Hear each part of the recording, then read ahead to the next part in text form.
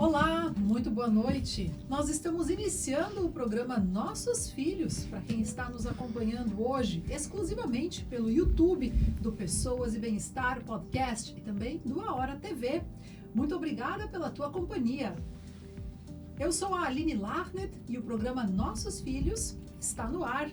Este programa que tem o patrocínio do SEAT, Educação de Excelência, que promove conhecimento, cultura e inovação. SEAT, Unidades Lajeado e Região Alta. Clínica Protege, vacinação, um ato de amor e de proteção. Revita Leve, farmácia e manipulação. Cuide deste lugar bonito chamado você. Laboratório Hermann, há mais de 60 anos, usando conhecimento e tecnologia para garantir qualidade, confiança e rapidez na entrega dos exames. Também da Donum Saúde Integrada. Cuidar da sua saúde está no nosso DNA. Clínica Xavier, endocrinologia, periodontia e implantes dentários com cuidado personalizado para a sua qualidade de vida. E Nova Imagem. Na Nova Imagem, a sua ressonância magnética é feita por especialistas e no seu tempo. Atendem IP e Unimed com agendamento flexível para a sua comodidade. Ligue e marque já os seus exames. Muito boa noite, Dr. João Paulo. Tudo bem? Boa noite, Aline. Tudo ótimo. Um pouco cansado pelo trabalho, pelo dia movimentado no consultório, mas bem, né? A coisa não deve estar sendo, né? Não está sendo, né? Então, meu boa noite aos nossos ouvintes e o meu especial boa noite à nossa convidada, né? Doutora Bruna Butzke, né?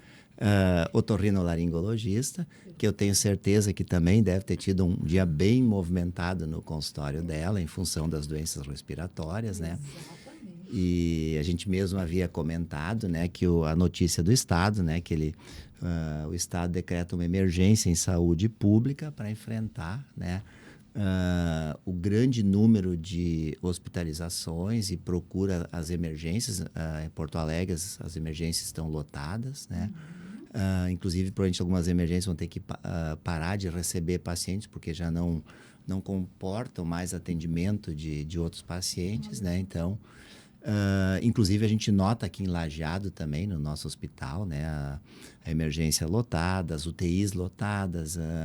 Às vezes o paciente fica 1 ou 2 dias aguardando um leito para poder internar, né? Então, realmente preocupa muito, né? Os consultórios médicos lotados, né? Lotados. Todos com Os muito consultórios atendimento. lotados, a gente não consegue dar conta de toda a demanda de pacientes, né? Então, inclusive, semana passada, no Congresso de Pediatria, se debateu isso, né? Então, o pediatra, é muito difícil hoje o pediatra de consultório, é quase uma raridade, né? Então, né, começam as clínicas, emergências, né? E a pediatria de consultório acaba ficando, uma pela própria dificuldade, né, de tu montar um consultório, iniciar, né, o próprio interesse do pediatra, né, acaba sendo outro, subespecialidades, plantão em emergência, e aí acaba acontecendo que os poucos pediatras de consultório acabam tendo uma sobrecarga de consultas, né. Então, mas vamos lá, à medida, né, vamos tentar atender pelo menos aqueles que a gente, né, consegue daí, né? Então, É um período que os pais também estão tendo que ter muita paciência, né? Nesse momento, né? Para conseguir os seus atendimentos e para conseguir encaixar. Então, mas realmente assim, a gente até entende a angústia dos pais, né? Claro. Existe até, eu me lembro que foi no ano passado, não, acho que foi no ano retrasado, logo depois da pandemia, logo que deu aquele primeiro inverno, em que aí de ter marcado um programa assim, dizendo para os pais, não, calma, não procure emergência por qualquer febre que o bebê tenha, né? Que foi uma loucura, inclusive, sabe? Eu me lembro aquela vez assim, o consultório nem se fala, mas eu me lembro do pronto atendimento e emergência do hospital, com fila para 3, 4 horas de aguardar atendimento. E Nossa. muitas das crianças, tu olhava para elas, estavam lá rindo, brincando. Então, muitas vezes, lá na própria emergência, tu oferecia um risco maior para a criança do que se ela estivesse em casa, né? Então, Isso que é uma coisa muito importante, né? Que hoje até eu atendi uma paciente que me comentou que foi até a emergência, viu que tava a criança tava com dor de ouvido, viu que tava todo mundo tossindo lá e pensou, eu vou me embora daqui. Mas claro. Porque senão o meu filho que tá só com uma dor de ouvido vai pegar outra coisa, amanhã eu tento consulta com o otorrino, né? Porque realmente é um ambiente que eles estão muito expostos, né? Então, às vezes, assim, ó, e é muito comum, por exemplo, principalmente agora, as crianças que frequentam escolinhas, os bebês em creche, escolinhas, né? Eles vão entrar em contato com o vírus, aí é nariz correndo, um pouquinho de tosse, uma febre baixa, né? Acho que esses quadros, o ideal é os pais cuidarem em casa, né? Vão monitorando em casa. É claro, qualquer sinal de piora, procurar o atendimento de preferência com o seu pediatra ou que tenha algum pediatra para atender, né? Sim. E deixar para aquela situação do pronto atendimento realmente quando for uma situação de urgência ou emergência mesmo. Exato. Daí, né?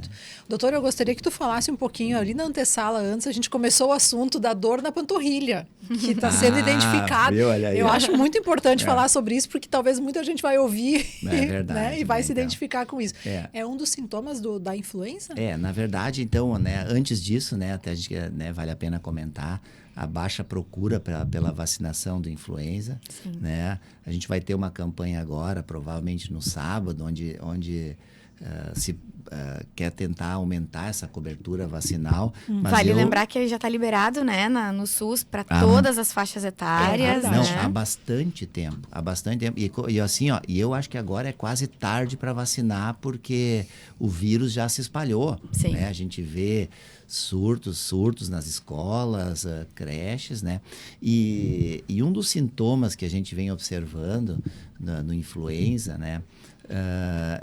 É uma dor, né, na perna, panturrilha, geralmente as crianças relatam, uma dor muito forte, né, causada por uma inflamação no músculo causada pelo vírus, né? Inclusive as crianças não conseguem caminhar, elas têm muita dor. Né? E tu pensa que não assusta essa condição aí, assusta muito os pais. Né? Eu gosto de explicar para as famílias que o vírus ele não tem GPS, né? Então o vírus geralmente ele não vai atuar num lugar só, ele não vai dar só um nariz escorrendo. Ele vai dar uma dorzinha de garganta, ele pode dar uma dor no corpo, pode dar uma diarreia, né, um mal-estar. Então o vírus ele geralmente dá sintomas que podem ser disseminados no corpo, né? Muito comum a dor de cabeça, daí os pais já se preocupam, a criança está com febre alta, dor de cabeça, dor no mal-estar, já começa a pensar que é meningite. Então assim, ó, mas é bem o que a Bruna falou. O vírus, quando ataca, ele ataca o corpo todo. Por isso que tu tem aquele mal-estar, a criança perde o apetite, tá cansado, os bebês menores choram, querem mais colo, né? Então, são os sintomas gerais. Porque o vírus, ele ataca o corpo todo, cada célula ele acaba atacando. É isso aí. Então, mas talvez assim, o mais lamentável de tudo isso os pacientes deveriam ter vacinado já. No mês passado, eu acho assim, ó, no dia que a vacina chegou, devia ter fila nos postos para vacinar. Acho que a gente teria evitado o grande número dessas situações de urgência, emergência, internações também, né? Inclusive internações em UTI, se tivesse sido... Né, se o povo tivesse conscientizado da importância da vacina da influenza. Né? E uma coisa que a gente vinha falando antes, né? Porque muitas pessoas deixam de se vacinar porque tem uma ideia de que a vacina possa causar a gripe. Né? E a vacina da gripe, ela é feita, como é que é a tua frase, João? Com vírus morto e o vírus ainda não foi ressuscitado. Verdade, né? Então, assim, ó, isso é importante lembrar que o vírus... Né? O vírus da vacina, a vacina do influenza, ela é feita com vírus morto, tá?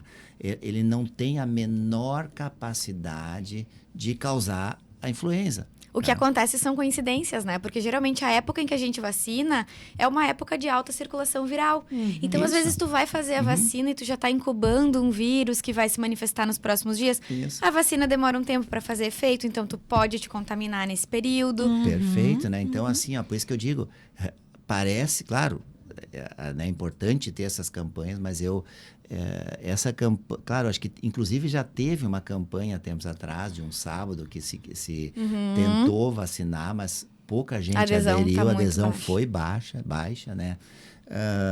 É isso. Aí depois, isso a gente ouve no consultório todos os dias, doutor, não levei meu filho vacinar, porque ano passado eu fiz a vacina e 2 dias depois eu tive um gripão. Aí bota a culpa na vacina. Não é a vacina. São coincidências que podem acontecer, né? Olha, eu faço essa vacina, eu acho que há mais de 20 anos que eu estou fazendo, todos os anos.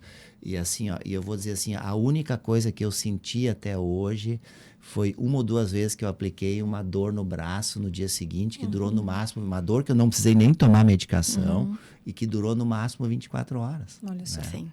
Então, né? Então vamos procurar vacinar, né? Então, E que no próximo ano a gente não perca a oportunidade na hora certa, né? Cedo. E outra coisa também é que tu te vacinar não garante que tu não pegue o vírus, né? Mas diminui os casos graves, as complicações. É por isso que a gente vacina, né? Isso, mas pelo menos, né? É que às vezes as pessoas não têm ideia que o vírus influenza, que o vírus da gripe possa causar doença grave. E ele causa doença grave. Né? O próprio vírus causa doença grave, causa pneumonia, e ele também facilita que outros germes se instalem, principalmente bactérias, como um fator complicante, né? Principalmente nos extremos, nas crianças e nos idosos, né? Então, né? Dê importância para esse vírus, né? Então, vamos combater ele da melhor maneira possível, né? Perfeito. E o tema do programa que a gente tinha escolhido para hoje também tem a ver, né? Porque são as doenças de outono e de inverno, né? Que começam a surgir, que já estão aí, na verdade. Já não começam a surgir, já estão aí. E aí, nós gostaríamos de te perguntar, doutora Bruna, o que é que tem aparecido, o que é que está chegando lá no teu consultório? Né? Principalmente doenças virais, né? A gente está falando aqui de influenza, que é um vírus, o vírus da gripe realmente, né? Que é um vírus que é capaz de causar doenças graves. Mas a gente tem outros inúmeros vírus respiratórios que são responsáveis pelos resfriados. E é o grande volume do nosso consultório nessa época, né? Então, os resfriados vão causar um nariz escorrendo, nas crianças, geralmente, uma tosse, talvez uma febre baixa, uma dorzinha de garganta. E isso é o grande volume dessa época no consultório. Aquilo que a gente vinha falando, que são casos leves, que muitas vezes os pais podem manejar em casa, né? E aí que eu acho que entra a importância de nós, como médicos, explicar para as famílias o que é esperado nesses quadros, quando é que eu devo me preocupar e levar numa emergência. E o que chega muito pro otorrino são as complicações desses quadros virais, né? Porque as crianças fazem mais comumente otites, né? Muita tosse decorrente desses vírus. Então, o meu grande volume no consultório são realmente as otites, mas que a gente vê que vem dos quadros virais. E, às vezes, quadros que as famílias pensam ser mais graves, mas que são só um resfriado e que a gente ajusta ali algumas coisas e consegue melhorar. Eu tenho uma frase que é minha, tá? Que o otorrino, ele é o super-herói do pediatra. porque assim, ó, principalmente as crianças pequenas, bebês pequenos, frequentadores de escolinha, de creche, eles começam a fazer um quadro respiratório em cima do outro. Congestiona a via aérea, e quando tu vê, começa aquele ouvidinho, começa a incomodar. Aí a mãe leva no pediatra, eu acho que é uma otite, é viral, vamos observando, tu tratou a primeira vez, aí tu revisa a criança, nesse meio tempo, até tu revisar a criança já entrou em contato com outro vírus. Já fez outro quadro. Já pegou o segundo quadro, e aí tu tá ali, quando tu vê, Bruna, me salva, eu tô te mandando um nenê aí, que tá um ouvidinho, né? Então, assim, ó, e tu te lembra também naquela época da pandemia, quando tinha o isolamento, né? As consultas, né, dos pediatras diminuíram muito. Era só consulta de rotina, basicamente, né? E aí os otorrinos também, as consultas dos otorrinos diminuíram os quadros virais. Muito. Só que, né, isso hoje a gente ainda está pagando as consequências daquele represamento que teve, né?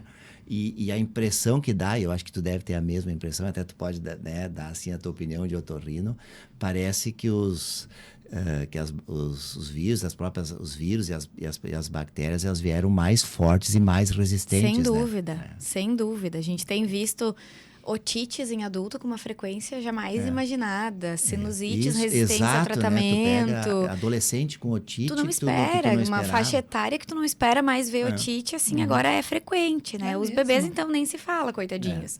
Mas sim, piorou muito depois da pandemia. E a gente, eu vinha pra cá comentando, eu achava que no ano depois ia melhorar. Eu pensava, não, ano que vem vai ser melhor. Mas a gente ainda tá sofrendo essas consequências, Sim, né? Com certeza. Né? E, né, eu acho que vale a pena a gente comentar, e eu acho que tu observa também, eu acho que existe hoje, né, um uso exagerado de antibióticos, né? E isso também acaba fazendo com que os germes, as bactérias fiquem mais resistentes. Né? Isso foi algo que aconteceu na pandemia, né? Se usou muito antibiótico naquele desespero de querer tratar algo que não era tratável com antibióticos. Então, se usaram muitos antibióticos que são geradores de resistência, Isso, né? exato. E quando tu usa um antibiótico, tu não tá gerando resistência só para as tuas bactérias, porque tu urina, tu evacua e aquilo cai no ambiente. Então, tu tá gerando uma resistência para a população inteira. Então, não é só o problema eu usar o antibiótico em mim, né? Exato. Tu tem um compromisso com a comunidade quando a gente usa um antibiótico. Né? Exatamente. Então, certamente, a resistência bacteriana nesse período aumentou muito, né? E mesmo agora, pós-pandemia, a gente vê que existe uma prescrição exagerada de antibióticos, né? Muito. A gente vê muito. E aí isso acaba acontecendo, e é uma coisa que eu acho que aí entra também, né, o papel de educação do pediatra. Uma das coisas que eu digo para os meus pacientes: olha, teu filho começou com uma febre, não vai correndo para o plantão. Isso. Monitora 24, 48 horas em casa, tu monitora a febre do teu filho em casa. Controla a febre, medica, dá colinho, dá conforto, mantém hidratado, né? E, claro, se tu perceber alguma piora, mas assim, ó, não sai, porque assim, ó, isso também é um fator que às vezes aquele médico, o pediatra que está lá no plantão, até inclusive muito pelo acúmulo de consultas. Às não vezes, conhece a criança, não conhece, né? não conhece a família. É muito comum, né, os pacientes irem, recebem uma receita de antibiótico, a mãe começa, né? Aí eu tenho uma consulta minha que é clássica, que é da segunda-feira, que é o dia que eu tiro o antibiótico dos pacientes. Foi prescrito Eles vão no final de semana para o plantão, aí vão lá no consultório, tu examina, olha, acho que não precisa mais, para o antibiótico agora. Mas doutor, o que eu... Não, então faz o seguinte, deixa 48 horas guardado na geladeira. Se o teu filho piorar, tu traz aqui o reviso e se precisar nós vamos dar. Retoma. Até hoje nenhum precisou tomar, teve que botar... e outra coisa, né? Pelo amor de Deus, não me guardem resto de antibiótico em casa. Isso é muito comum, as pessoas guardam antibiótico, né? Essa semana uma paciente, doutor, já comecei a dar aquela amoxicilina que tu tinha me dado outra vez.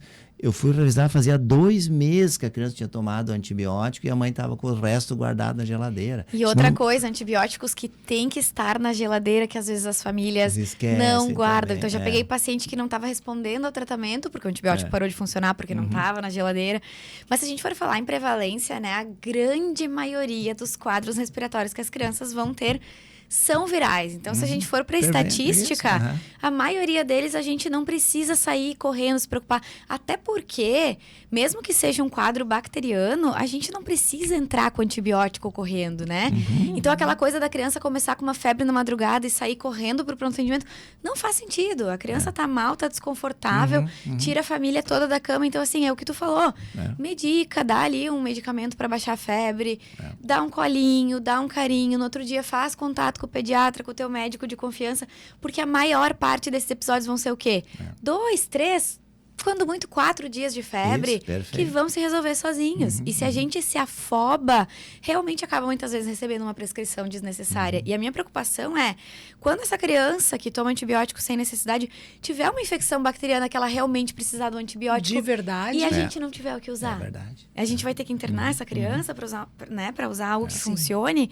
Então, isso é algo que as famílias também precisam se preocupar. E eu também sempre falo, questionem, tentem entender. Porque às vezes eu recebo assim, tá usando antibiótico para quê?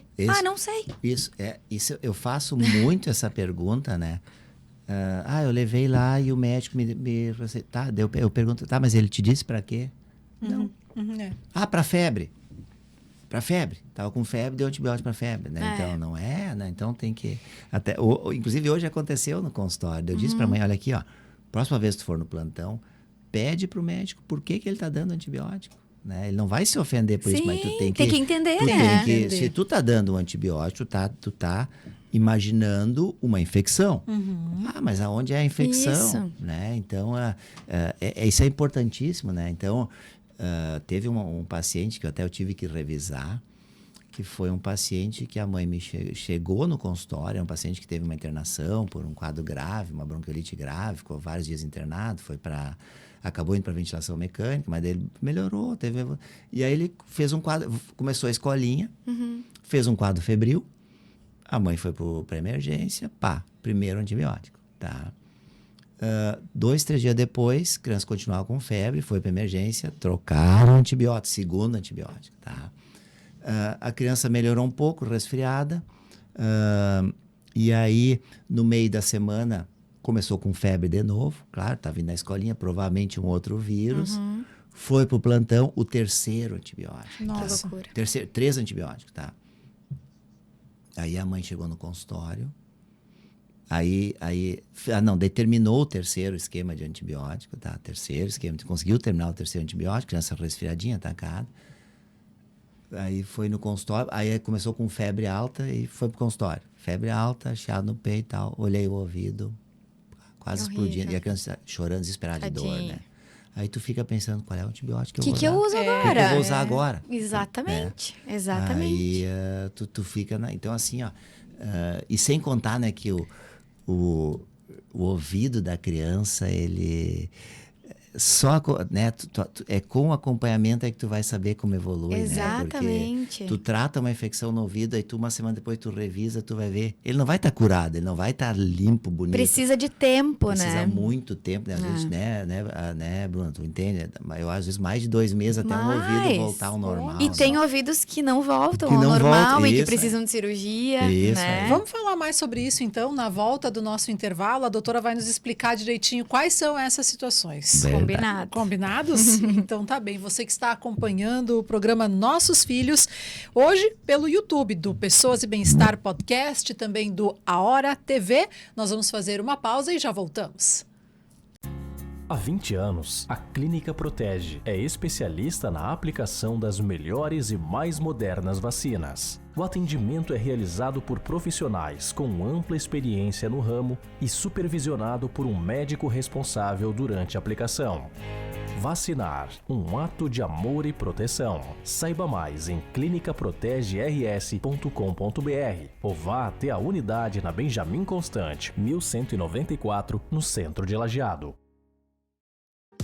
Na Clínica Xavier, seu bem-estar e saúde são nossas prioridades. Atendimento especializado em endocrinologia, periodontia e implantes dentários, com todo o cuidado que você merece. Tratamentos personalizados para uma vida com mais qualidade, onde cada detalhe é pensado para cuidar de você. Clínica Xavier, saúde que transforma a sua vida. Cuidar da saúde está no DNA da Donum. Com saúde preventiva individualizada, medicina de precisão e nutrigenética, oferecemos o que há de mais avançado para o seu bem-estar. Painéis genéticos e exames moleculares com atendimento humanizado. Donum, saúde integrada. Agende sua consulta. Busca qualidade e confiança para os seus exames laboratoriais. Há mais de 60 anos, o Laboratório Hermann usa conhecimento e tecnologia para garantir resultados precisos e rápidos. Laboratório Hermann, a confiança que você precisa, o cuidado que você merece. Acesse labhermann.com.br. Sua saúde merece um cuidado único. Na Revita Leve, desenvolvemos suplementos manipulados para atender às suas necessidades, com qualidade, inovação e segurança. Quer mais saúde, beleza e bem-estar? Nós temos a fórmula certa. Cuide desse lugar bonito chamado você. Siga @revitaleve.manipulação no Instagram. Precisa de ressonância magnética? No Centro de Diagnóstico Nova Imagem em Teutônia, seus exames são avaliados por radiologistas especializados com laudos precisos, credenciados pelos principais convênios como IP e Unimed e com agendamento facilitado. Nova Imagem, atendimento humanizado e tecnologia de ponta. Agende agora, novaimagem.com.br. Nós estamos de volta ao programa Nossos Filhos para o Colégio Evangélico Alberto Torres, Clínica Protege, Revitaleve, Farmácia e Manipulação, Laboratório Hermann, Donum Saúde Integrada, Clínica Xavier e Nova Imagem. Nós encerramos então o último bloco falando aí sobre as opções de tratamento, né, ou o tempo de tratamento para uma situação de ouvido, né, de infecções de ouvido, doutora Bruna. Mas vamos lá, quais são, então, assim, os principais sinais e sintomas que as famílias podem estar atentas, né? Que fazem desconfiar aí, talvez, de ou levar direto no especialista ou passar ali pelo pediatra primeiro, né? Quais são os caminhos adequados a seguir? Como é que a gente chega a falar ali depois, então, de tratamentos? Tá, agora eu vou Vamos cortar. lá, vai. Sempre vai passa lá. primeiro pelo pediatra, O né? pediatra que nos manda o paciente, né? Pode ir direto no especialista, doutor João. Até pode, mas eu acho ideal. que, né, pelo menos na Geralmente pediatria, vem encaminhado do né? pediatra, sim. Mas, É o caminho mais adequado a fazer. É Porque, que não. na verdade, muitas vezes quem vai fazer o diagnóstico é o pediatra. Sim. Especialmente em crianças pequenas. Elas não dizem tá doendo aqui, né? É uma criança que vai estar com quadro de secreção nasal, vai estar com febre, vai estar muito irritada. Às vezes bota a mão no ouvido, às vezes não, né? E aí a mãe acaba levando no pediatra. E o pediatra que vai ver a otite, vai manejar ali os primeiros quadros e vai acabar encaminhando para o otorrino quando vê que o buraco é mais embaixo, né? Perfeito. Mas é que assim, né, é que na verdade hoje a gente vive muito numa cultura imediatista. Tá? Eu vou dizer assim, e realmente, os pacientes vêm na consulta, tu vê, pai, a primeira otite que o bebê fez, olha, e como tu mesmo, muitas vezes é viral, tu observa, daqui a pouco, doutor, não, a primeira coisa que eles perguntam, não precisa ir no otorrino, e agora, é uma coisa incrível, o paciente faz uma otite, eles já estão aqui, ó, doutor, será que não precisa botar dreno? Então. Eles, na verdade, eles veem aquela coisa do imediatismo. Eu me lembro que anos atrás, tu encaminhava um paciente para o otorrino para botar dreno, os pacientes, o otorrino indicava dreno, os pacientes pareciam que acabar o mundo. Mas doutor, precisa mesmo, eu não quero botar dreno. Hoje, parece que aquela coisa mágica que eles vão botar o dreno no ouvido e a criança está pronta, vai ficar feliz da vida na escolinha com o dreno e não vai ter mais nada. Né? É ou não é, Bruna? Na verdade, assim, ó, eu sou uma defensora do dreno, né? Porque a gente vê o quanto muda a vida. Mas óbvio, com as suas indicações, né? É como eu disse, o otorrino é meu super-herói. Porque ele sabe fazer uma coisa que eu não consigo. Já tentou e foi tentando. E que, né? Quando bem indicado, quando bem feito, é uma coisa assim que muda a vida. É isso. Aliás, inclusive, muda o desenvolvimento de uma criança. A gente tem que estar sempre pensando nisso, né? Na verdade, assim, como é que a gente suspeita de otite, né? Tem o quadro clássico da criança que vai fazer febre, que vai ter dor de ouvido. Tem criança que tem extravasamento de secreção pelo ouvido, que aí é uma otite um pouco mais complicada, que rompeu o tímpano. Então, esse quadro é fácil de tu entender, né? O problema são os bebês, realmente. Que choram, um choro aparentemente sem motivo, uma febre. Então, vai lá, o pediatra diagnostica.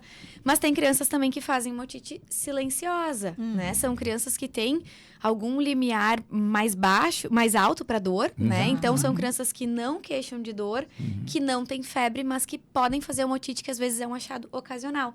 Vai lá consultar com o João olha o ouvido, poxa, uma otite, mas a criança tá bem.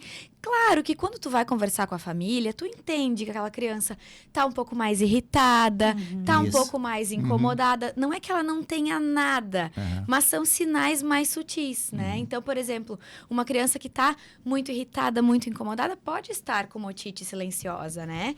E quando ela tem um quadro de otite média aguda, que é o que nós, otorrinos e pediatras, vemos lá quando a gente olha o ouvido, um tímpano inchado, abaulado, a maioria das crianças vão ter indicação de usar antibióticos, salvo algumas exceções.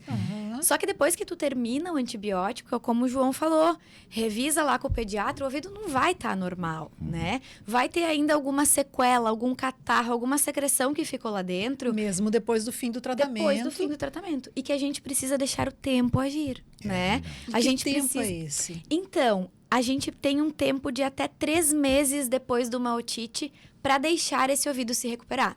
Se eu tenho uma criança que tem catarro parado no ouvido por 3 meses, essa criança ela já tem a indicação de fazer o dreno, que é um procedimento simples, porém feito em hospital, com anestesia geral, mas ela tem indicação de fazer o dreno pelas consequências dessa secreção lá dentro, a audição, ao desenvolvimento, né? Então, crianças que têm essa secreção, fez uma otite, tratou, ficou bem da infecção, mas não resolveu esse catarro preso por mais de 3 meses, tem indicação de colocar o dreno. Ou criança que faz otite em cima de otite. Que são as infecções de repetição. Repetição, que no caso das otites a gente considera 3 otites em 6 meses ou 4 otites em 1 ano. Então, essas crianças têm indicação de fazer a colocação dos drenos, né? Então, assim, quando bem indicado, realmente muda a vida. Mas é um procedimento cirúrgico, é um procedimento que é feito com anestesia geral. Então, assim, sempre que a gente vai indicar um procedimento, tem que botar na balança, né? Então, assim, tem que ter uma boa indicação para encarar os riscos de um procedimento cirúrgico, né?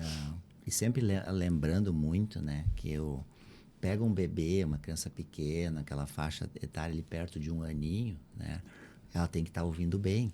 E a presença desse, porque na verdade, no ouvido médio, o certo é tutear, né, porque o som, ele se propaga no ar, né. Imagina um ouvido com uma secreção, com um líquido, que muitas vezes é uma coisa espessa, o som não vai passar bem e essa criança não vai estar ouvindo direito. Ela vai filtrar os sons e é uma idade que a criança está ouvindo para depois aprender a falar. Exatamente. Né? E muitas vezes a gente pega, inclusive, né? A gente às vezes são pequenos sinais que tu vai notando, né? Até a questão do equilíbrio, né? Retarda, inclusive, a criança a caminhar. Retardo motor. Retarda a fala. Na verdade, essa secreção que fica atrás do tímpano é a principal causa de atraso de fala em crianças. Olha só. Porque a fala é uma reprodução do que a criança escuta. Isso. Se a criança não está ouvindo claramente, ela tem uma dificuldade em começar a falar. Ou quando começa a falar, troca muito as letras, né? E a gente sabe que existe um período de ouro no desenvolvimento da criança, que são os primeiros 1000 dias em que as crianças têm muita capacidade de aprendizado. Isso. Então, se a gente perde esse período de ouro, não quer dizer que essa criança não vai aprender a falar corretamente, mas vai ser muito mais difícil para ela. Eu brinco que a criança ela quer ir para frente, mas tem uma corda puxando para trás, que é aquela secreção.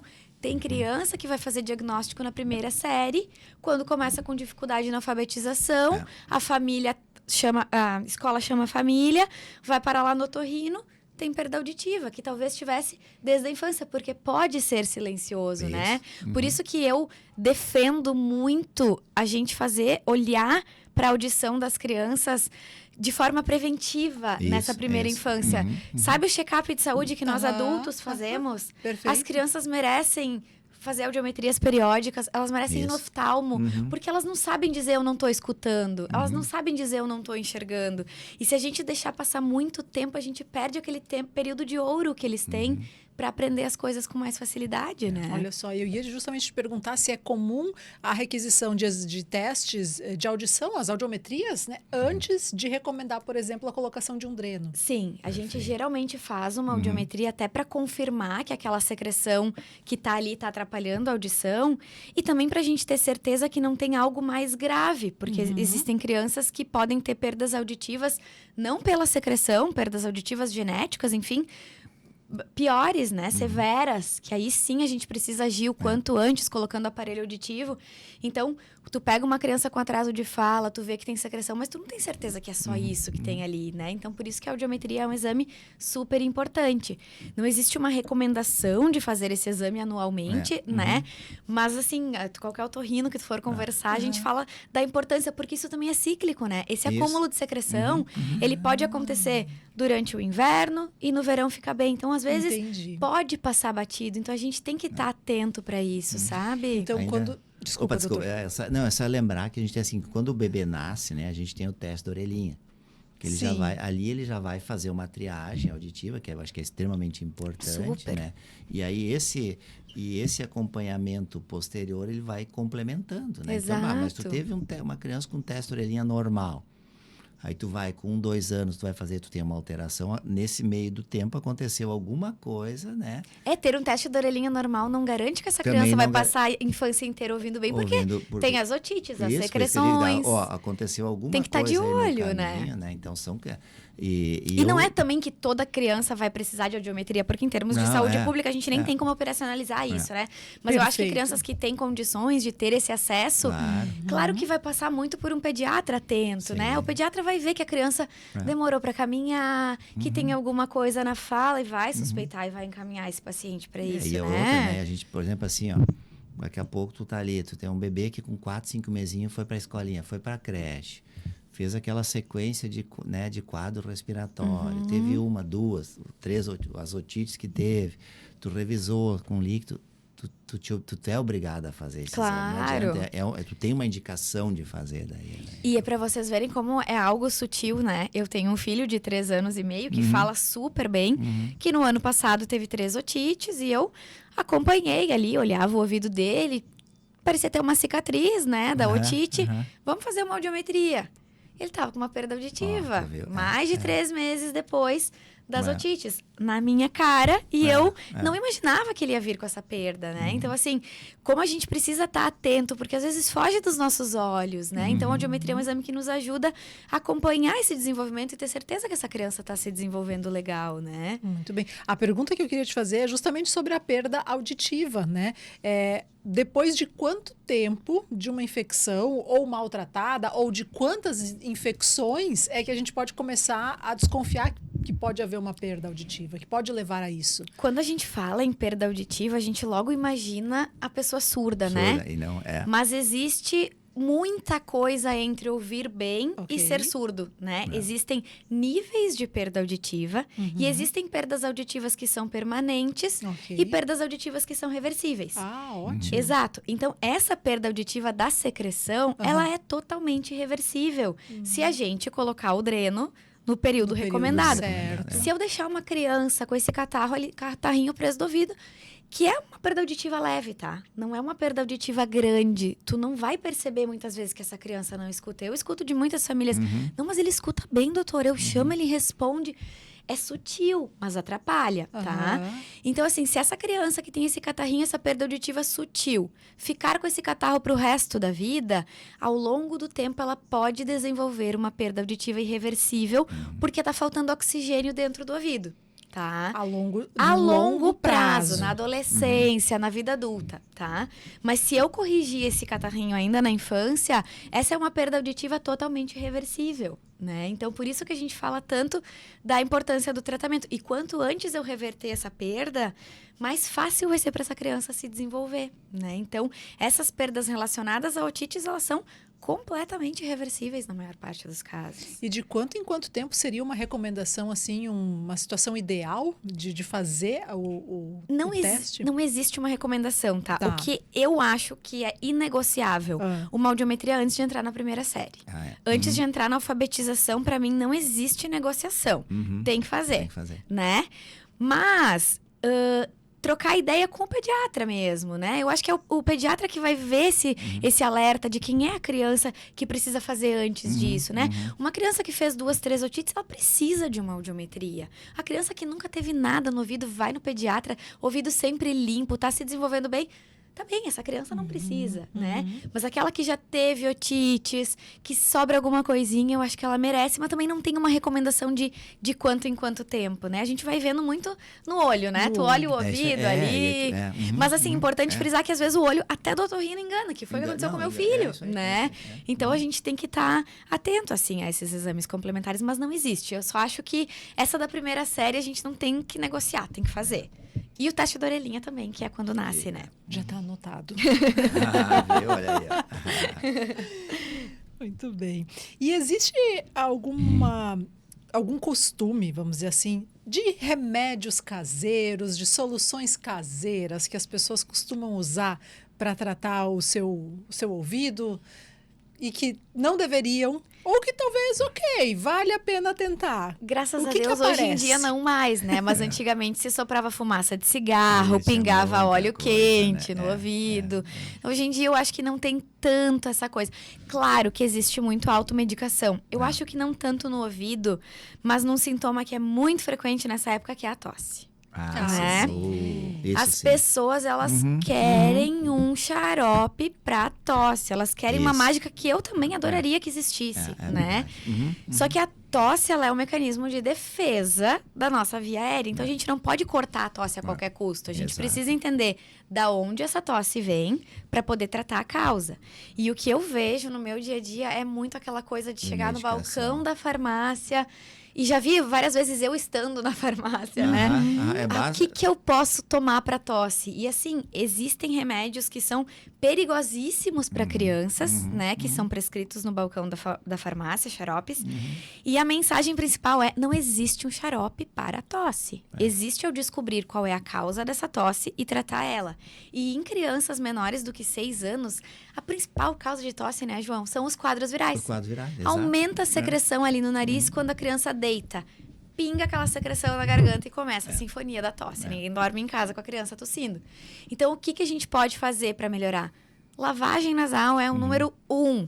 A gente precisa limpar esse nariz para tirar a secreção. Algumas crianças vão fazer com seringa, outras não toleram, vão fazer com os jatinhos contínuos. É fluidificar essa secreção para que a gente consiga botar ela para fora, né? Então, isso é o principal. Mas não tem, né, João, um remédio que tu diga, o que eu faço para tosse? Né? Universalmente, acho que a lavagem é o que mais funciona. A primeira coisa, então, importante. Tosse é um sintoma, não é uma doença. Primeira coisa, né? A Bruna mesmo falou, a tosse é uma defesa do organismo, né? Terceira coisa, uma das principais causas são os quadros virais. Então, tu pega uma criança que nessa época do ano pode ter um quadro viral há quase 2 semanas, provavelmente ela vai ter tosse, né, praticamente o outono e o inverno inteiro. E ela pode ter uma coisa que a gente odeia, que se chama tosse pós-viral. Que o vírus, ele faz uma bagunça ali no epitélio, ele vai embora e ele deixa como se fosse uma irritação. Então, ela pode tossir até 8 semanas depois de um quadro viral. Faz a conta.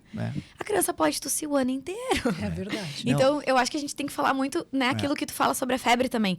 Olha pra criança. É isso. A criança tá bem, tá comendo, tá brincando e tá tossindo, não se desespera. Isso. E outra, né? Uma coisa assim, muitas vezes, é os pais que não dormem porque o filho tosse. E isso, a criança não tá nem E a aí. criança tá dormindo, tá tossindo e tá dormindo. Exatamente. Acorda bem, tá disposto no outro dia. Então, essa tosse não atrapalhou tanto. Ai, doutor, ele não dorme nada.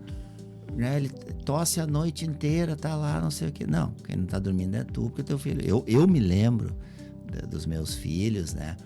Tossindo de madrugadas, claro. Às vezes tu te angustiava um pouco, mas daqui a pouco tu ia lá, tu né, tentava, acalmava um pouquinho. Quando via passar, parava de tossir e voltava a dormir. É isso aí. Eu cansei de eu acordar o meu filho tossindo pra lavar o nariz dele na madrugada e botar ele de volta na cama e acabou a tosse. Né? Mas uma coisa que é importante a gente falar sobre a lavagem nasal, que é ótima para tosse, para tirar a secreção do nariz, é que as pessoas não têm aprendido a lavar o nariz com seus médicos. As pessoas têm aprendido a lavar o nariz na internet. Olhando o vídeo na internet. Olhando o vídeo na internet. E isso pode ser muito perigoso, porque pode fazer uma pressão exagerada, pode fazer de forma com que possa gerar outras consequências, né? Então, eu acho que a lavagem nasal, ela tem que ser orientada pelo médico no consultório pra gente minimizar esses problemas. Então, também, não é sair lavando o nariz igual eu vi a moça da internet fazendo. E, na verdade, ela também tem uma indicação, né? Foi muito engraçado que eu atendi uma cesárea, um parto, daí a mãe foi na consulta de 7 dias com o bebê. Doutora, eu já posso começar a fazer lavagem nasal no nenê? Eu recebo muito essa pergunta. Eu disse, pra que tu quer fazer lavagem nasal? Não tem indicação, né? Olha, e o bebê, quanto menor o bebê, mais cuidado tu tem que ter, né? Porque tu tem que ter muito cuidado no fazer. Então, assim, ó, existe uma indicação de fazer. Então, assim, ó, é o vídeo da internet, sabe, assim, ó, Por que tu vai fazer lavagem nasal de uma criança que não de precisa? 15 dias que não precisa. Mas Ou que eu seja atendi, um mês, 2 eu meses, já né? atendi uma gestante que veio para consulta grávida para aprender a lavar o nariz quando o bebê nascesse. E aí tem uma coisa que eu falo, gente, a gente não precisa tirar a criança do útero e começar a lavar o nariz. Isso. Um bebezinho pequeno, tomara que tu não precise lavar o nariz desse bebê, porque eu não quero que ele fique doente, Mas, né? Isso. Então, assim, tomara que tu não precise lavar. Tu vai lavar se precisar, mas assim, com dispositivos adequados para aquela idade, com orientação médica. Então, assim, a lavagem, sim, ela é maravilhosa, mas a gente também tem que ter cautela, como tudo, né? Claro. Então, acho que é bem importante a gente falar sobre isso. E fazer, talvez, a primeira vez em conjunto com o pediatra. Eu já lavei no com o consultório, médico, junto. Exato, pra exato. saber qual é a pressão certa a usar, A forma de posição. posição. Exato. O próprio soro também, né? O mesmo do uso spray, ou do jato contínuo, né? Tu mostrar para o paciente no consultório como usar, né? Porque a gente vê muita... A gente imagina que o paciente sabe e eles não sabem, né? Sim. Uns têm medo, uns fazem a maneira errada. Então, Sim. E se tu pega um bebê pequeno, né? Que os mecanismos de bloqueio, de aspiração ainda não estão bem maduros, quando vê, tá indo soro pro pulmão do bebê. Exato. É isso aí, é um risco. Tem que cuidar, especialmente em bebês pequenos, né? É isso aí. E uma coisa da tosse que eu acho interessante a gente falar também é que, claro, que é muito comum eles tossirem por quadros virais, mas não é normal uma criança também, sempre que faz quadro viral, ter tosse que fica roxo o lábio, ter tosse que vomita, muita tosse muito prolongada. Então, assim, claro que a maioria das tosses vão ser por quadros virais, mas assim, se o teu filho tá tossindo mais do que 2 semanas seguidas, se é uma tosse que tá atrapalhando, precisa consultar, porque passa muito batido as bronquites, as asmas, né? Tem muita criança asmática que não tá tratando e que tá aí perdendo qualidade de vida por conta de uma tosse, né? Não, e outra, né? Desde a pandemia, o aumento dos casos de coqueluche, né? Também. E o principal, né, sintoma da coqueluche é a tosse. A tosse prolongada. Tanto é que, né, se criou também a criança tossindo, né? Se não me engano, mais de 10 dias de tosse com vômito, aquela tosse com o estridor no final, que muitas vezes tu não vê, principalmente em crianças menores, tu não vai perceber. Tu tem que suspeitar de coqueluche. De coqueluche. Né? Então, né, também não é assim, tosse não é nada. Sim, Mas, tosse é um sintoma que tem que ser valorizado, especialmente, né, nesses quadros mais intensos. Mas, como a gente falou, né, sobre os antibióticos antes, a maioria dos quadros vão ser virais e vão se resolver sem nenhum medicamento específico, né? Eu queria que as pessoas esquecessem essa coisa do xarope para tosse, porque... E até vou aproveitar, né, porque existem 2 tipos de xarope para tosse que ficaram muito famosos, que compra no balcão da farmácia e que são muito perigosos para a criança. Bruna, vou deixar para ti, né? O primeiro... Corticoide.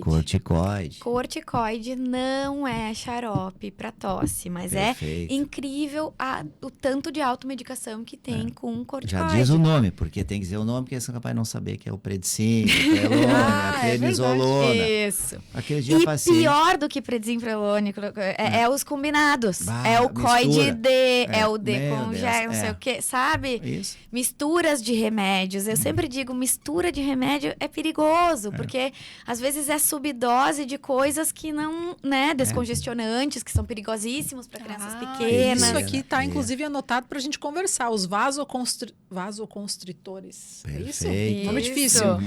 A gente fala sobre eles na volta do nosso intervalo, pode ser? Combinado. Então tá bom. Você está acompanhando o programa Nossos Filhos pelo canal do YouTube Pessoas e Bem-Estar Podcast, também no A Hora TV. A gente vai fazer um intervalo e já volta. Há 20 anos, a Clínica Protege é especialista na aplicação das melhores e mais modernas vacinas. O atendimento é realizado por profissionais com ampla experiência no ramo e supervisionado por um médico responsável durante a aplicação. Vacinar, um ato de amor e proteção. Saiba mais em clinicaprotegers.com.br ou vá até a unidade na Benjamin Constant, 1194, no centro de Lajeado. Na Clínica Xavier, seu bem-estar e saúde são nossas prioridades. Atendimento especializado em endocrinologia, periodontia e implantes dentários, com todo o cuidado que você merece. Tratamentos personalizados para uma vida com mais qualidade, onde cada detalhe é pensado para cuidar de você. Clínica Xavier, saúde que transforma a sua vida.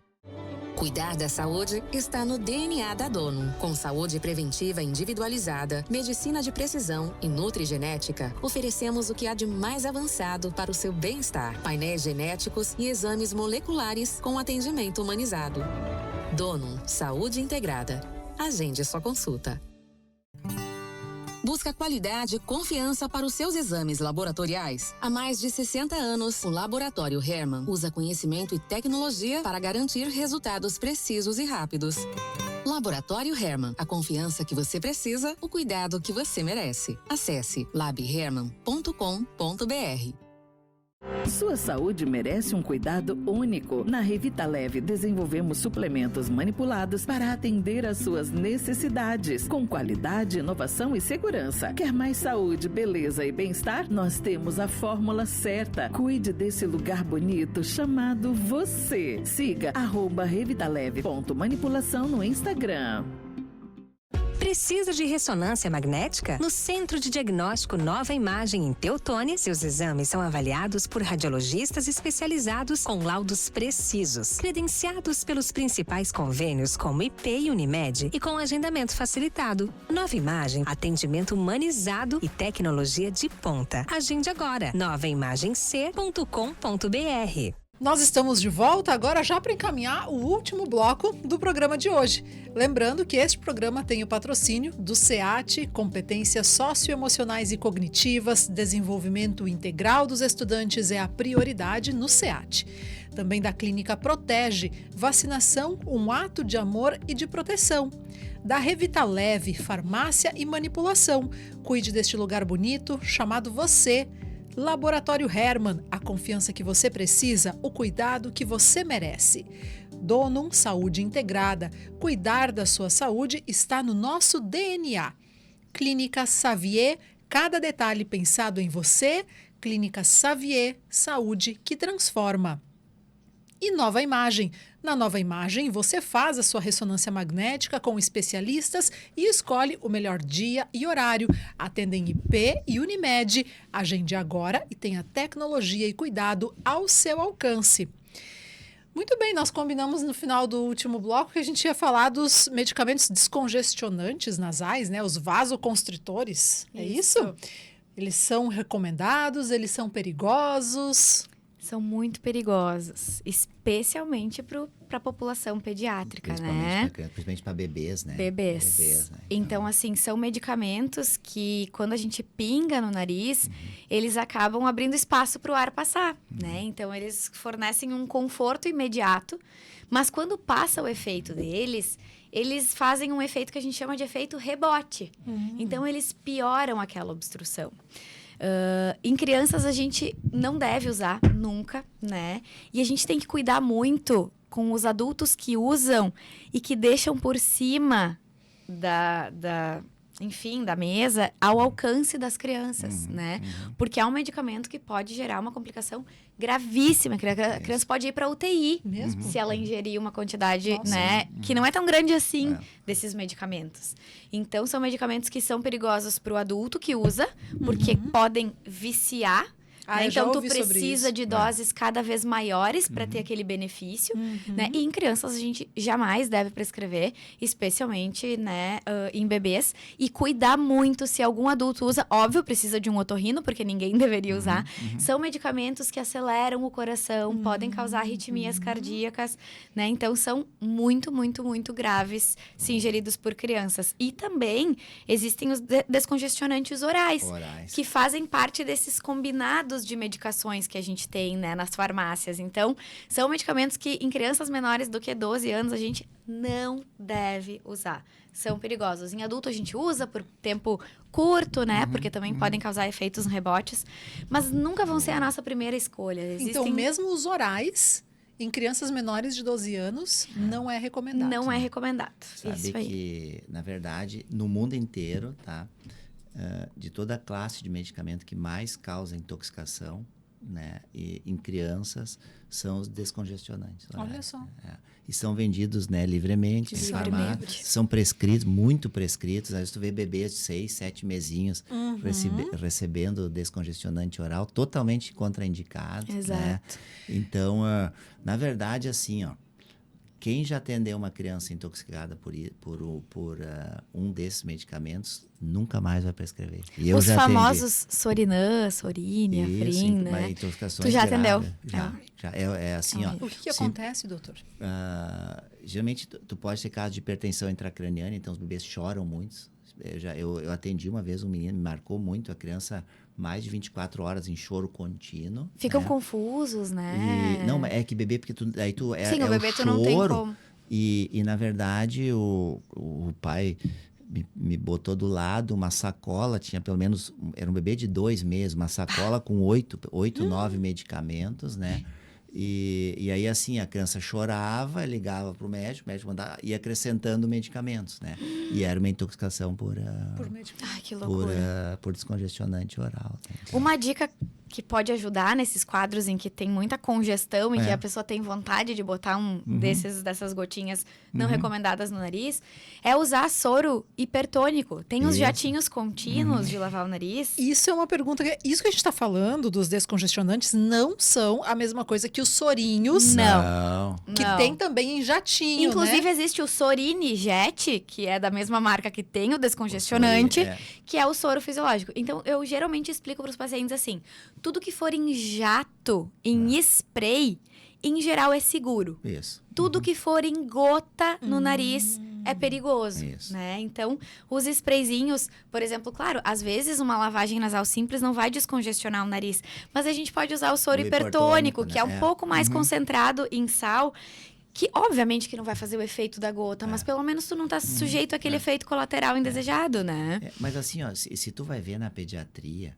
A lavagem já ajuda em muita coisa, a né? maioria das vezes, se tu usar, ela fizer uma lavagem, usar o soro de sorinho. maneira certa, a criança vai ficar bem. É. Né? E às vezes, assim, ó, claro, tu nota que a criança tem aquele ronquinho de secreção e ela tá bem, mas é que os pais acham que ele tá muito congestionado. Sim. Mas ele tá dormindo. E outra, passa bem o dia inteiro e de noite congestiona um pouquinho mais. Aí, né? A noite sempre piora. Sempre né? piora. Eu acho que a chave desses quadros é porque a gente tem uma questão cultural de olhar muito pra febre, pra tosse, isso. e a gente não olha pra criança. A Isso. criança nos dá todos os sinais. Então, assim, Perfeito, é isso quando aí. o teu filho estiver doente, esquece a febre, olha pro teu filho.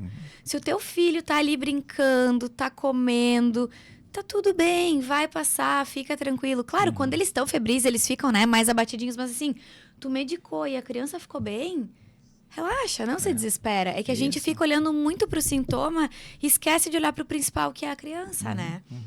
Perfeito. Bem. E, doutores, como é que a gente pode fazer prevenção, então, para Muito evitar importante. problemas de garganta, de ouvido, enfim, como a gente previne? O número 1 da prevenção é a vacinação, né? Perfeito. A gente precisa vacinar as nossas crianças.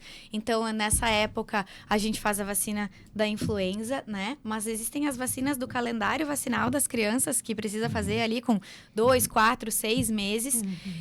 Uma coisa que eu tenho falado muito nos últimos dias é sobre a vacina pneumocócica, que é uma vacina que existe no SUS, mas que, infelizmente, a vacina do SUS está muito defasada. Então, eu fiz uma pesquisa, fui estudar, 67% dos pneumococos que circulam são de sorotipos que não estão cobertos na vacina do SUS. Então, esse é o tipo do investimento que tu faz no teu filho, né? Deixa de comprar um brinquedinho, uma coisinha e vai lá e faz a vacina pneumocócica na clínica privada, porque tu vai estar cobrindo essas cepas que são as que mais circulam. E uma delas é a que mais gera resistência bacteriana, então é que é mais difícil de tratar com antibióticos. Então, se a gente prevenir, é sempre melhor. Então, vacinação em dia, né? A questão da imunidade, que se fala muito, né? E que as famílias querem tanto uma gotinha mágica, né? Sempre. Como é que a gente cuida da imunidade das crianças? Não tem receita mágica, mas essa criança, ela precisa dormir bem, ela precisa se alimentar bem, ela precisa ter contato com a natureza. Essa criança deve, preferencialmente, ser amamentada com o leite materno, se possível. Tem casos que a gente sabe que não é possível e tá tudo bem, né? E uma coisa que a gente sabe que influencia muito na imunidade é, inclusive, o uso indiscriminado de antibióticos. Hoje a gente sabe que grande parte da nossa imunidade vem da microbiota intestinal, que são bactérias boas que moram no nosso intestino. Toda vez que eu tomo um antibiótico, eu limpo o meu intestino. Então, de certa forma, eu estou prejudicando a minha imunidade, né? Então, isso é uma forma da gente melhorar. Falando de otites, se fala muito sobre o mamar deitado, né? Mas o mamar deitado é mamar mamadeira deitado. O peito, a criança pode mamar deitado. Mas a criança que mama mamadeira sempre mais recostadinha, mais sentadinha, inclinadinha. Porque o mamar mamadeira pode abrir a comunicação ali com o ouvido e acabar levando leite para lá. Então, é o que né, os livros recomendam. E hoje, né, na verdade, assim, a história da mamadeira, né, ela tem uma indicação e tem uma idade certa que tu tem que tirar a mamadeira da criança porque ela vai prejudicar. E se descobriu que mesmo a criança, né, ela tomando leite sentada ou como meio inclinada, tu pode ter refluxo na via aérea igual, né? Isso, então, o movimento de chupar o bico e a mamadeira faz toda uma reformulação nos músculos e nos ossos da face que acabam prejudicando essas doenças, né? Então, evitar, se possível, né? A gente tem que cuidar muito com o contato com o tabagismo. Então, pessoas que têm fumantes próximos, a fumaça do cigarro predispõe essa criança a ter mais doenças respiratórias, especialmente as otites, né? E uma coisa que a gente deveria ter aprendido com a pandemia, mas a gente não aprendeu, né? Se a gente tá doente e a gente puder evitar de circular em ambientes é melhor. Mas pelo menos usar uma máscara, nós adultos, né? Lavagem de mãos, ambientes arejados. E nas crianças tem algo que a gente não pode controlar, que é a escolinha. Né? Então, a gente sabe que as crianças, quando elas vão para a escola, é realmente quando elas começam a ficar doentes.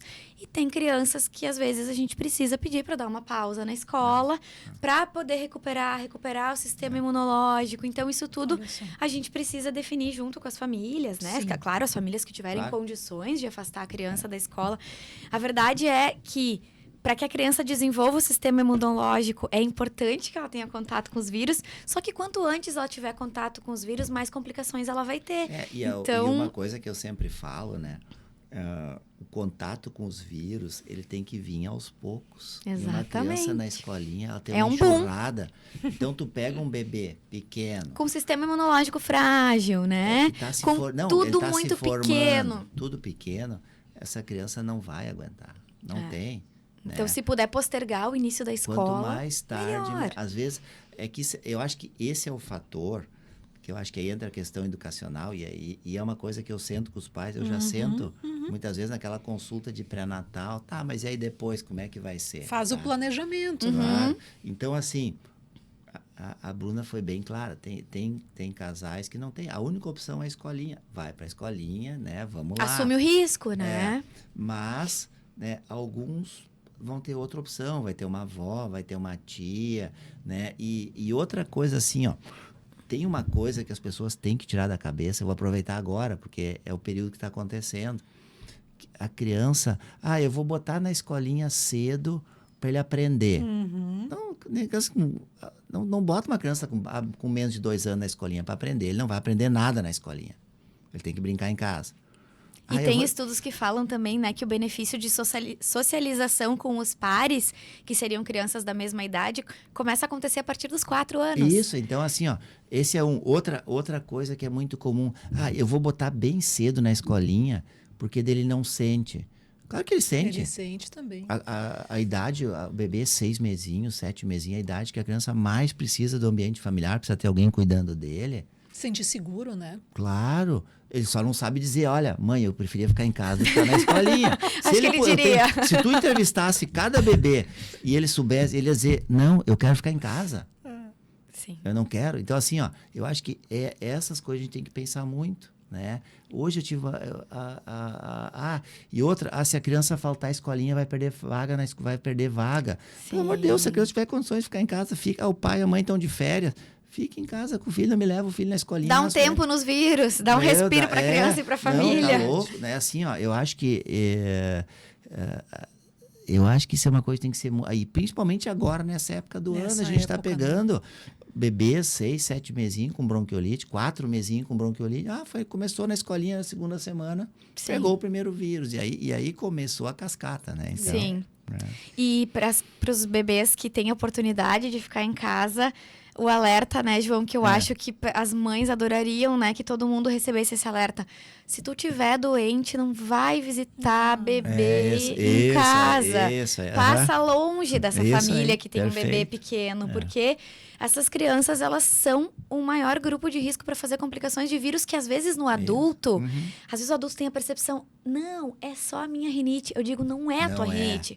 Pode ser um vírus que para ti parece uma rinite e que para um bebê pode levar para uma UTI. Então, se tu tiver com qualquer sintoma, passa longe de famílias que têm bebês pequenos em casa. Esse bom senso, acho que falta nas pessoas e talvez as mães até fiquem sem jeito de cobrar, né? Eu acho que sim, mas vale o alerta. Assim. Ano passado, né, a gente teve bebês pequenos com bronquiolite, né, e uma noite eu estava de plantão na UTI, e a gente tinha 6 bebês pequenos, abaixo de 6 meses, internados com bronquiolite grave, muitos no respirador, tá? E aí eu fui conversar com os pais, tá? Dos 6, todos os 6 tinham contato com a fumaça do cigarro. Olha só. Os 6, tá? Então, isso não foi por acaso que aconteceu. Sim. Então, tu imagina ter o pai, a mãe fumando, tem que contar alguém que fuma, e essa criança teve um quadro grave que foi parar numa UTI. Eu não ia aguentar uma culpa dessa pro resto da vida. É né? verdade. Sim. É verdade. Então, é brabo. Mas valem todos os alertas, né? E mais uma vez, a gente teve aqui ótimas informações, né, doutor João? Com certeza. Foi um programa muito proveitoso, como sempre. Obrigada pelo convite. Imagina, a gente está chegando já ao fim aqui dessa edição, né? A gente teria muita outra coisa para conversar. A gente Certamente poderia passar a noite aqui falando. Poderia, sem dúvida. E a gente pode organizar novos momentos, né? Com Para ir certeza. conversando aos pouquinhos, cada vez um verdade. pouquinho. Então, doutor João, muito obrigada. Eu que agradeço, né? Meu agradecimento especial para a Bruna, né? Acho que é muito bom conversar contigo. Eu acho que a Bruna, acho que antes de otorrino ela é pediatra, porque ela Eu tenho uma veia pediatra dentro de mim. O mundo está perdendo uma pediatra excelente. Não, mas ganha uma otorrino excelente também, né? Mas ela tem bem a visão que a gente tem na pediatria, né? Ela tem os filhos dela também. Eu acho que Foram uma escola, estão sendo uma escola também. Eu sempre digo, a maternidade e a paternidade a gente aprende muito, a gente está sempre aprendendo, né? E foi muito bom o nosso programa, né? Então, espero que chegue, né, em todos os lares, né? E, inclusive, uma colega minha de Porto Alegre, ontem, tá? Ela me mandou uma mensagem no WhatsApp. No teu programa, pelo amor de Deus, João, pede para as pessoas fazerem a vacina da gripe. Ela me mandou uma mensagem de Porto Alegre, pediu para mim falar no programa sobre a vacina da gripe, né? Então, porque não é só aqui. No Brasil inteiro as pessoas não estão vacinando, né? Então, Bruna, de novo, né? Muito obrigado pela Eu que agradeço o convite, né? sempre muito bom a gente falar sobre o que a gente gosta, né? Sobre o nosso sempre, dia a dia, né? e contribuir com informação para as pessoas. Acho que é o objetivo, né, do programa. Sempre isso, né? Sempre esse, né? Então... Muito obrigada, doutora Bruna, por ter disponibilizado também o teu tempo, né? De vir até aqui e conversar com a gente. Eu hoje. que agradeço. Muito obrigado para todos vocês que nos acompanharam até aqui. O programa Nossos Filhos encerra agora e voltamos na próxima semana.